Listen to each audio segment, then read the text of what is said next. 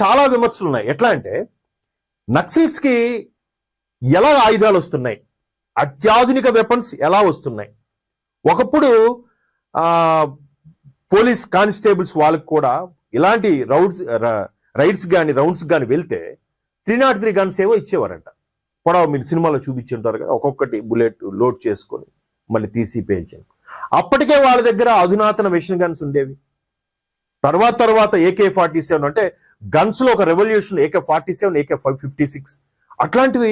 వీళ్ళకి రివాల్వర్లు పిస్తలు వచ్చిన రోజుల్లో వాళ్ళకి అప్పటికే AK-47, 56 కూడా అందుతాయి. ఎలా అంటే దీనికి కొన్ని తీవ్రవాద సంస్థలతో సంబంధాలు ఉన్నాయేమో, తద్వారా వీళ్ళకి వస్తున్నాయేమో, లేదా స్థానికంగా బతుకుతున్న కొంతమంది వ్యాపారులు, కొంతమంది బడా నేతలు వాళ్ళకి ఒత్తాసు పలుకుతూ లేదా వాళ్ళకి భయపడుతూ ఫండింగ్ ఇవ్వడం వల్ల వాళ్ళు అవి కొనుక్కుంటున్నారు. ఇన్ని కోణాల్లో కూడా ఎక్కడికక్కడ చెక్ పెడుతూ వచ్చారు. వస్తూనే ఇప్పుడు ఈ రెడ్ కలర్ ఏదైతే ఉందో నక్సల్ ప్రభావిత ప్రాంతాలన్నీ కూడా సుమారుగా 182 జిల్లాలండి, 182 డిస్ట్రిక్ట్స్.